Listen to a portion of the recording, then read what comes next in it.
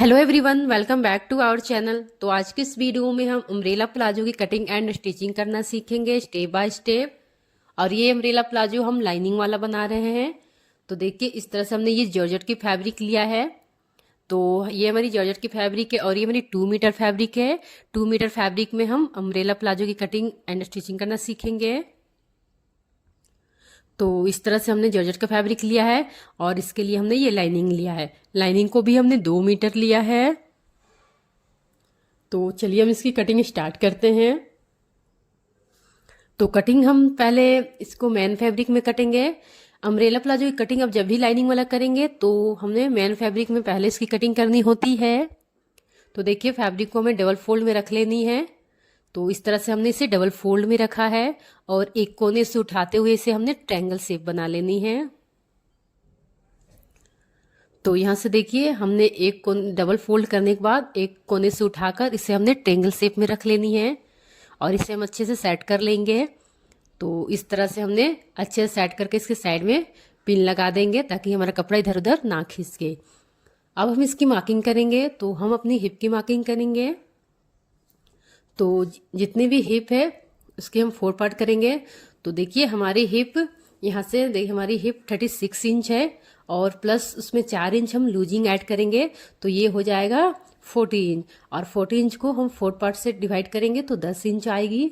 तो इस तरह से 10 इंच पे मार्क कर लेंगे और इंची टेप को इस तरह से कॉर्नर में रखते हुए हमने इस तरह से पूरी गोलाई में मार्क करते जाना है। तो पहले हमने चौड़ाई में इस तरह से 10 इंच पे मार्क किया है जो हमारी 4 पार्ट है और इस तरह से इंची टेप को कॉर्नर में रखते हुए इसकी हम गोलाई कर लेंगे और लाइन को ऐसे हम डार्क कर लेंगे। तो देखिए, यहाँ से हमने लाइन को डार्क कर लिया है और इस तरह से अब हम मार्क कर लेंगे। तो इस तरह से देखिए हमारे 10 इंच आएगी। तो इस तरह से मार्किंग करने से हमारे इधर उधर नहीं होती है, कम बेसी नहीं होगी, गोलाई बिल्कुल परफेक्ट आएगी। तो इस तरह से 10 इंच पे हमने मार्क कर लिया है और अब हम इसकी लेंथ लेंगे। तो देखिए, हमारी अम्ब्रेला प्लाजो की रेडी लेंथ 36 इंच है और प्लस 2 इंच हमने बेल्ट के लिए लेनी है और प्लस 2 इंच हमने मार्जिन ऐड करनी है। यानी कि टोटल हमारी 40 इंच पे हम कट करेंगे अम्ब्रेला प्लाजो को। तो यहाँ से देखिए, और हमें नीचे में जॉइंट नहीं लगानी है, हम जॉइंट वाले नहीं बनाएंगे। आप नॉर्मली अरज वाले कपड़े से अगर प्लाजो बना रहे हैं तो हमारी जॉइंट आती है और ये भी हमारी कम ही अरज वाली कपड़े हैं, लेकिन हम इस तरह से नहीं बनाएंगे, इसमें हमने जॉइंट नहीं लगानी है। तो इस तरह से मार्जिन ले लेंगे, बॉटम को भी फोल्ड करेंगे इसी में, यानी कि 40 इंच पे ही कट करेंगे। तो देखिए, इस तरह से हमारी ये 32 इंच ही इसकी लेंथ आ रही है। यानी कि ये अम्ब्रेला घेर की लेंथ हमारी 32 इंच आ रही है। तो इसके लिए हमें क्या करनी होगी, यहाँ से देखिए हमने यहाँ जॉइंट लगानी है, यानी कि हम यहाँ जॉइंट लगाएंगे, बेल्ट के साइड में जॉइंट लगाएंगे। तो 32 इंच प्लस इसमें 4 इंच हम ऐड करेंगे तो हमारी 36 इंच होगी लेंथ, 2 इंच बेल्ट के लिए और 2 इंच मार्जिन। तो इस तरह से जितनी हमारी लेंथ आ रही है 32 इंच हम वो ले लेंगे और जितना हमारा कपड़ा यहाँ कम पड़ रहा है वो हम ऊपर में जॉइंट लगाएंगे। तो इस तरह से 32 इंच हमारी लेंथ है इसकी घेर की। तो 32 इंच पे मार्क करते हुए पूरी गोलाई मार्क कर लेंगे। तो देखिए, इस तरह से हमने 32 इंच पे मार्क कर लेनी है। तो इस तरह से हमने मार्क कर लिया है और मार्क को हमने डार्क कर लेनी है। और अम्ब्रेला प्लाजो की हमें रेडी 40 इंच पे चाहिए। तो यहाँ पे देखिए, हमने ये इसको 32 इंच पे ही हमारी घेर आई है। तो अब हम इसे कट कर लेंगे। तो जितनी हमारी लेंथ आ रही है हम उसे ले लेंगे, यानी कि हमारी लेंथ 32 इंच आई है। तो 32 इंच पे हमने इस घेर को पहले कट कर लेनी है। तो इस तरह से हमने ये घेर को कट कर लिया है 32 इंच पे। और अब देखिए, इस तरह से हमारी ये कटिंग हो गई है।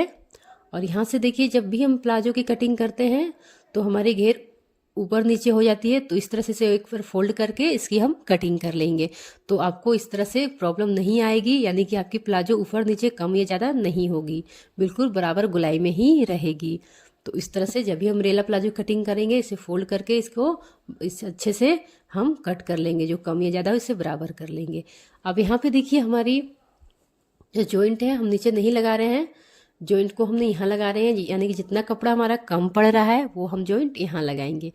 तो हमने 32 इंच पे इसे कट किया है और 40 इंच पे हमें कट करनी है इसे। तो 8 इंच हमारा कपड़ा यहाँ कम है, तो इस तरह से 8 इंच की हमने एक पट्टी कट कर लेनी है। जो कि इसकी चौड़ाई हमारी प्लाजो की बराबर है और इसकी लेंथ हमने 8 इंच पे रखा है। तो देखिए इसकी लेंथ को हमने 8 इंच पे कट किया है और इसकी चौड़ाई हमारे प्लाजो की जितनी है वो है। अब इसकी मार्किंग करेंगे तो यहाँ से हमने जो 2 इंच बेल्ट के लिए फोल्ड करनी है तो इस तरह से 2 इंच पे मार्क कर लेंगे, लाइन को स्ट्रेट कर लेंगे। तो 2 इंच हमारी ये बेल्ट के लिए हो जाएगी।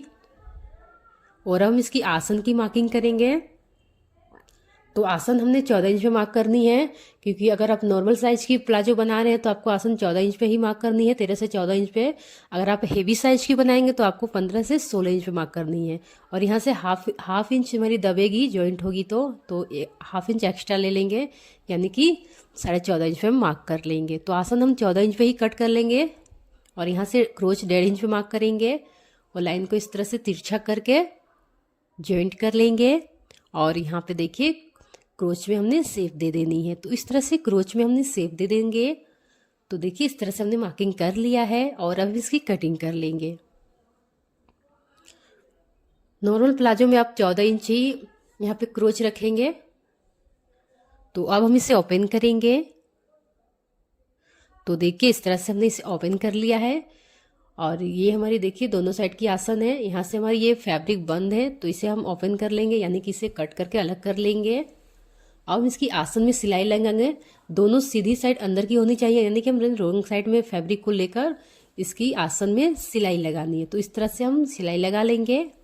तो देखिए हमने यहाँ से सिलाई लगा लिया है और यहाँ पे जो हमने पट्टी को कट किया इसमें हम जॉइंट करेंगे। तो इस तरह से पहले हम इसे ओपन करेंगे। तो यहाँ से हमने इसे ओपन कर लेनी है और अपने जो हमने पट्टी को कट किया है उस तरह से लेकर यहाँ पे हम इसकी किनार पे स्टिच लगा लेंगे।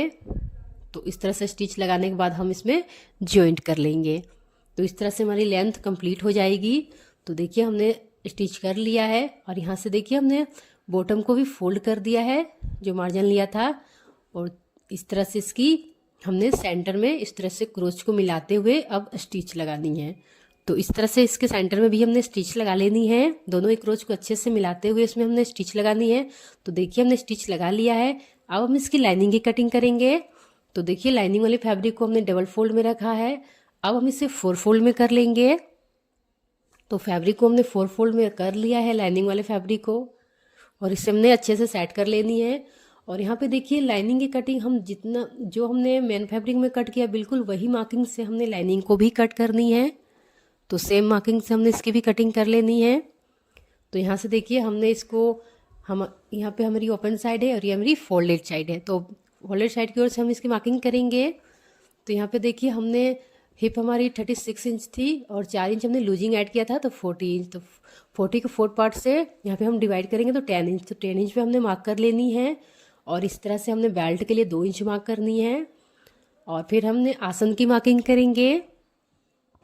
तो यहाँ पे देखिए आसन भी हमने तो 2 इंच हमने बेल्ट की मार्किंग कर लिया है और आसन को भी हमने 14 इंच पे रखनी है, जैसे कि हमने मैन फैब्रिक में कट किया है सेम वैसे ही मार्किंग करनी है। तो यहाँ से 14 इंच पे हमने मार्क कर लेनी है और इस तरह से क्रोच में हमने 2 इंच पे मार्क करनी है और यहाँ पे क्रोच में हमने शेप दे देनी है। तो इस तरह से हमारी मार्किंग हो गई है। सेम मार्किंग हमने बेल्ट के लिए भी 2 इंच रखा है जैसे कि मैन फैब्रिक में रखा था, और यहाँ पे 14 इंच अपने आसन के लिए रखा था।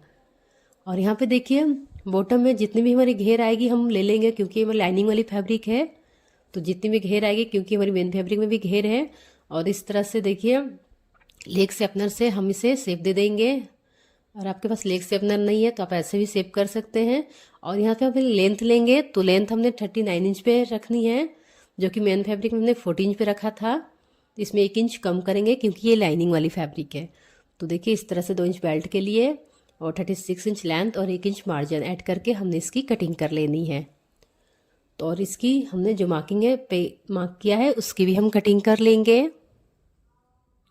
लाइनिंग वाले फैब्रिक को 1 से 1.5 इंच हम कम ही रखते हैं, तो इस तरह से हमने 1 इंच को कम रखा है। और अब इसकी भी हम स्टिचिंग करेंगे। तो इस तरह से इसे हम ओपन करेंगे और इसे भी हमने रॉन्ग साइड में रखा है, दोनों सीधी साइड अंदर की ओर है। और इस तरह से इसकी आसन में भी हमने सिलाई लगा लेनी है। तो यहाँ भी हमने आसन में सिलाई लगा लिया है और यहाँ पे इसको भी फोल्ड कर देंगे बॉटम को। और यहाँ भी देखिए इस तरह से बॉटम को फोल्ड करने के बाद हम इसके सेंटर में सिलाई लगाएंगे। तो ऐसे ही क्रोच को, दोनों क्रोच को मिलाते हुए हम इसके सेंटर में सिलाई लगा लेंगे। तो यहाँ से देखिए हमने इसके सेंटर में सिलाई लगा लिया है। तो इस तरह से हमारी ये लाइनिंग भी रेडी हो गई है। अब इसे राइट साइड की ओर टर्न कर लेंगे लाइनिंग वाले को। तो दोनों ही मेन फैब्रिक और लाइनिंग वाले दोनों ही को हमने राइट साइड में रखनी है। और इस तरह से इसे हमें इसमें मेन फैब्रिक वाले में इस तरह से लाइनिंग वाले प्लाजो को इस तरह से इसमें हम डाल लेंगे। तो अगर आप जब भी लाइनिंग वाले अम्ब्रेला प्लाजो बनाएंगे तो इसकी कटिंग सेम ऐसे ही करनी है, जिससे आपकी प्लाजो बहुत ही अच्छे से बनेगी। तो यहाँ से देखिए हमने लाइनिंग वाले फैब्रिक को अच्छे से इसमें डाल लिया है। अब देखिए इस तरह से दोनों ही फैब्रिक को, जो हमने मेन फैब्रिक को लाइनिंग को डाला है, इस तरह से दोनों को इस तरह से ऊपर में गोलाई में एक स्टिच लगा लेंगे ताकि दोनों अच्छे से अटैच हो जाए। तो स्टिच लगा लेंगे तो हम दोनों अच्छे से अटैच हो जाएगा एक दूसरे में। तो देखिए इस तरह से हमने स्टिच लगानी है। तो यहाँ पे हमने किनारी पे एक स्टिच लगा लेंगे ताकि दोनों फैब्रिक मेरे अच्छे से अटैच हो जाए। तो देखिए इस तरह से हमने स्टिच लगा लिया है।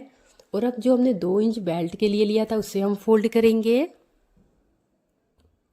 तो इस तरह से हाफ इंच इस तरह से फोल्ड करके और इस तरह से एक और फोल्ड लगाएंगे लगभग 1.5 इंच का, और इस तरह से इसमें हम स्टिच लगा लेंगे। तो यहाँ से देखिए हमने बेल्ट वाले को फोल्ड कर लेनी है। तो इस तरह से हमने इलास्टिक वाले बेल्ट फोल्ड कर लिया है। और यहाँ से हमारी कमर देखिए, जितनी भी आपकी कमर है उसे 3 से 4 इंच इलास्टिक को कम ही लेनी है। तो हमारी कमर 32 इंच है, तो हमने 28 इंच पे इस इलास्टिक को कट किया है। और यह पिन या क्लिप्स किसी के हेल्प से हम इसको इसमें डाल लेंगे, जो बहुत ही आसानी से इसमें डल जाएगी। और इस तरह से ओवरलैप करते हुए इसमें स्टिच लगा लेंगे। और जो हमने बेल्ट के लिए फोल्ड किया था वहाँ से थोड़ी सी जगह हमने खुला छोड़ा था ताकि बेल्ट को हमने आसानी से इसमें, इलास्टिक को हमने इसमें आसानी से डाल सके। तो देखिए, और उस जगह को भी अब हम पैक कर लेंगे, यानी स्टिच लगा लेंगे। तो देखिए इस तरह से हमने स्टिच लगा लिया है और इस तरह से हमारी इलास्टिक इसमें डल गई है। अब इसमें हम एक टॉप स्टिच लगा देंगे जिससे इलास्टिक काफ़ी अच्छे से सेट हो जाएगी। तो इस तरह से इलास्टिक को खींचते हुए इसमें हमने स्टिच लगानी है। तो देखिए हमने इलास्टिक में टॉप स्टिच लगा लिया और इस तरह से हमारी ये प्लाजो, अम्ब्रेला प्लाजो कंप्लीट हो गई है। तो देखिए कितनी फिनिशिंग के साथ हमारी ये प्लाजो बनी है। अगर आप इसी मेथड से बनाएंगे तो आपकी प्लाजो काफ़ी अच्छी बनेगी। तो इस तरह से आप बना सकते हैं बहुत ही ईजी से। अगर आपने हमारे चैनल पे नए हैं तो हमारे चैनल को सब्सक्राइब कर ले, बेल आइकन को भी प्रेस कर दे। वीडियो पसंद आए तो वीडियो को लाइक करें। थैंक